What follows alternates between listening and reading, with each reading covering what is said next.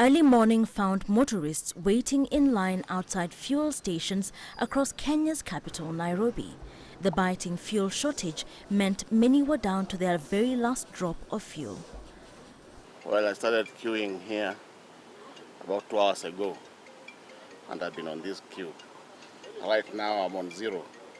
If I don't get to that station, I don't know how I'm going to move out of this place. Or if I get there and I'm told there's no fuel, it's over, I'll be stranded here.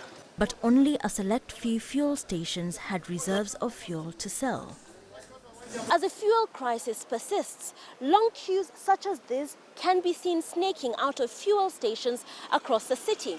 Motorists say their days now comprise of hours spent waiting to get just enough fuel to get them to their destination that day. Anything, even moving around, even moving within the city, kind of has to be shelved. So right now the only option we're left with is public transportation, but the prices are also getting crazy right now. We cannot do any work now. My work revolves around deliveries and now I cannot make money. My family cannot eat. As the motorists jostled for fuel, across town government officials took steps to address the fuel crisis. In Kenya, the fuel shortage has been blamed on the government's failure to pay oil marketers billions of shillings worth of fuel subsidies that the state introduced to stabilize prices. But the government has accused oil marketers and petroleum companies of creating an artificial shortage in anticipation of a price increase. The assertion was from the oil majors and from the oil companies that they were experiencing financial problems, so they were not able to supply.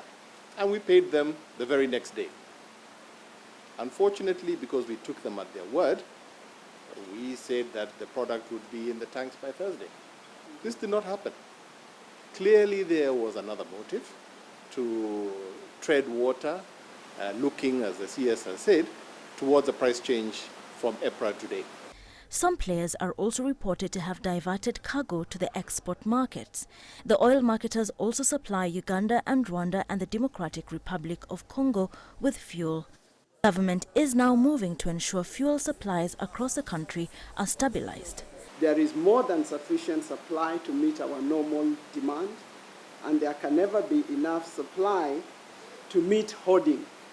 Please, there can never be enough supply to meet hoarding that we have witnessed in the last few days and the anxiety. The government will not abdicate on its solemn duty to secure the nation and to bring anyone or any corporation that undermines our national interest to accountability. Later in the day, the country's Energy and Petroleum and Regulatory Authority announced an increment of about 10 US cents per litre, taking the cost of fuel in the country even higher, even as the supply is set to increase. Wilkister, Nyabwa, CGTN.